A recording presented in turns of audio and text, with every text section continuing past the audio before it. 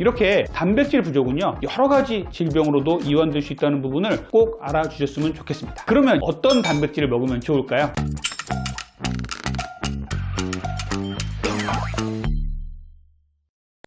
안녕하세요. 다이어트 멘토 분당 닥터리 가정의학과 원장 이진복입니다. 오늘은요, 정말 요즘에 핫한 이슈인 단백질에 대해서 알아볼 거예요. 단백질이 다이어트와 건강에 참 좋다고 얘기를 하는데 어떤 걸 먹어야 될지 잘 모르겠고 또 주의해야 될 점은 무엇인지 궁금하신 점이 많을 거라고 생각합니다. 그래서 오늘 다이어트와 건강에 중요한 단백질 알아보도록 할게요. 단백질의 내용은요, 방대에서 두 편에 나눠서 말씀을 드릴 건데요. 오늘은 단백질의 부족이 일으키는 문제, 그리고 추천되는 단백질 음식은 무엇인지 알아보고요. 다음 편에는요, 단백질의 섭취가 왜 다이어트에 중요한지, 그리고 단백질 섭취 시에 주의사항은 무엇인지도 한번 알아보는 시간을 갖도록 하겠습니다. 오늘도 끝까지 시청 부탁드리고요. 구독과 좋아요, 알림 설정 부탁드릴게요.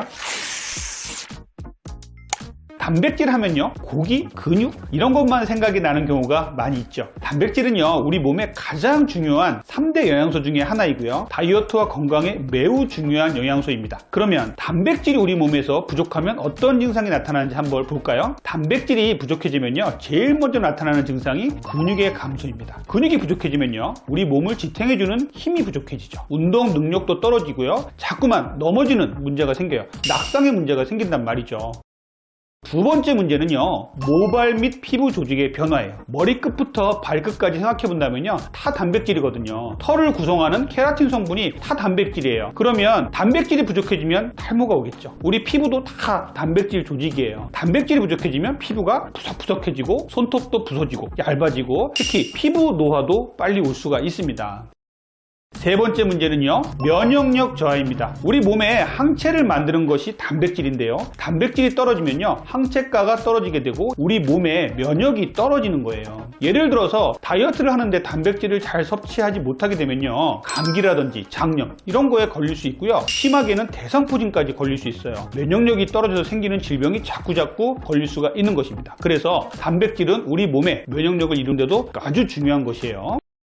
네 번째 단백질이 부족해지면 생기는 문제는요, 부종이에요. 우리 몸의 혈관은요, 삼투압이라는 것에 의해서 아주 정교하게 조절이 잘 되고 있는데요, 단백질이 부족해지면 이 삼투압에 문제가 생겨요. 그래서 다리의 부종, 발의 부종 이런 문제가 자꾸 생기기 때문에 단백질 부족이 몸을 자꾸 붓는 원인이 될 수가 있습니다. 여러분들이 다이어트를 하는 데 있어서 체중은 줄었는데 자꾸 몸이 붓는다 이런 분들이 계시다면요, 다이어트 과정에서 단백질이 혹시 부족해지지 않았는지 한번 뒤돌아보실 필요가 있습니다.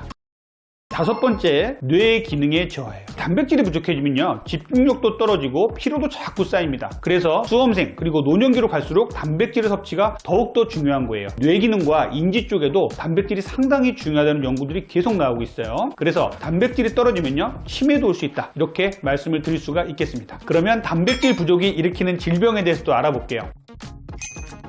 단백질이 자꾸만 부족해지면요, 이런 증상뿐만 아니라 질병으로도 이환될 수가 있어요. 처음에는 그냥 피곤하고 나른하고 무기력하고 붓고 뇌기능도 좀 떨어진 것 같고 집중력도 좀 떨어진 것 같고 이렇게 증상만 있다가 계속 부족해지면요, 이제 질병으로까지 발전할 수가 있습니다. 첫 번째는요, 근감소증이에요. 예전에는 근감소증이 질병이냐 아니냐 갖고 논란이 참 많았는데 이제는 엄연한 질병으로 인정을 받았습니다. 근감소증이 되면요, 자꾸만 몸에 힘이 없으니까 무기력해지고요, 권태롭고 피로해지고 조금만 운동을 해도 힘들어요. 근육이 회복이 안 됩니다. 넘어지면 골절이 될 수도 있어요. 이렇게 근감소증은요, 노년기에 있어서 정말 중요한 질병의 하나로 이제 인정을 받고 있는 것이에요.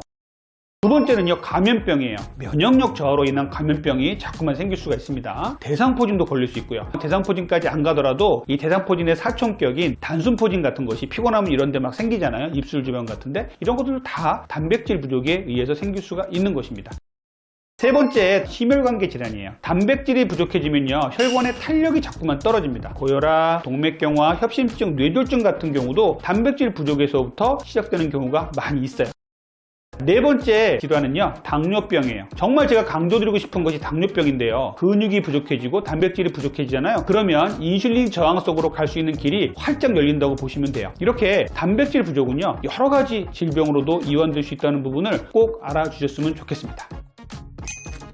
그러면 어떤 단백질을 먹으면 좋을까요? 첫 번째가요, 계란이에요. 근감소증이 있는 분들이나 다이어트를 하시는 분들한테 정말 계란 많이 추천드리죠. 어르신들한테 특히 제가 정말 많이 추천을 드리는데요. 계란이 좋은 이유는 너무나 많잖아요. 맛도 있죠, 포만감도 있죠, 영양분도 많죠, 요리하기도 쉽죠. 그래서 동물성 단백질 섭취에서 저는 계란을 정말 중요하게 말씀을 드려요. 두 번째는 콩류예요. 콩은 식물성 단백질 중에 최고입니다. 콩은 아주 다양하게 요리가 가능하잖아요. 대두 자체를 먹을 수도 있고요, 또 낫또라든지 무가당 두유 같은 것도 만들 수가 있어서 먹을 수가 있습니다. 비지라든지 두부 같은 것들은 중년 노년분들에게도 친숙한 음식이기 때문에 정말 제가 적극 추천드립니다.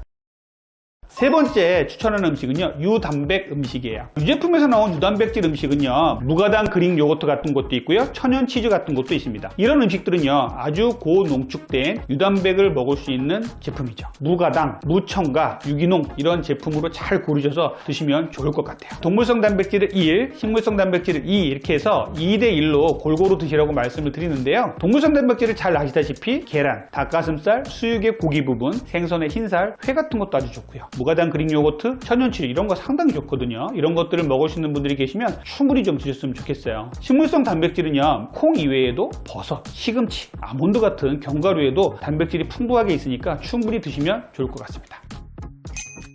단백질은 모든 사람에게 중요하지만 잘 챙겨 드셔야 될 분들이 있습니다. 첫 번째는 노인분들이에요. 나이가 들면요, 자꾸만 대사가 떨어져요. 흡수율이 떨어지고 연세가 드실수록 자꾸 고기를 못 먹겠다, 맛이 없다 이런 분들도 많이 계시거든요. 그래서 이런 노인분들은요, 정말 단백질을 적극적으로 의식적으로 잘 드셔야 돼요. 젊을 때보다 단백질을 더 잘 드셔야 됩니다.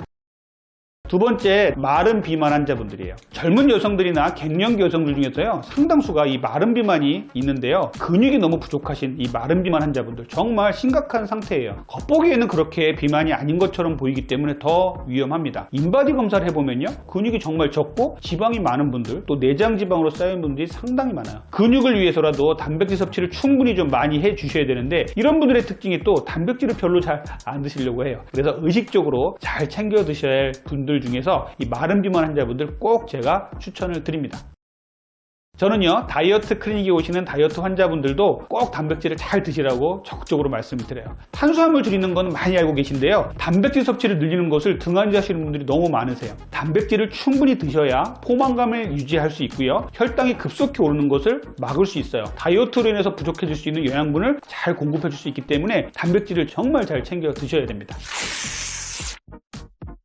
자, 오늘은요, 여러분들과 함께 노년과 중년의 건강을 위해서 정말 중요한 단백질, 그리고 다이어트에도 중요한 단백질이 왜 중요한지, 부족해지면 어떤 문제가 생기는지, 또 다이어트에는 왜 중요한지 이런 부분에 대해서 말씀드리고 추천드리는 음식도 제가 말씀을 드렸습니다. 이런 부분을 잘 지켜서 다이어트를 잘 해주신다면요, 중년과 노년에 더욱더 건강하고 날씬하신 몸이 될 수 있을 것입니다. 지금까지 여러분들의 건강한 다이어트를 항상 응원하는 다이어트 멘토 닥터리였습니다. 감사합니다.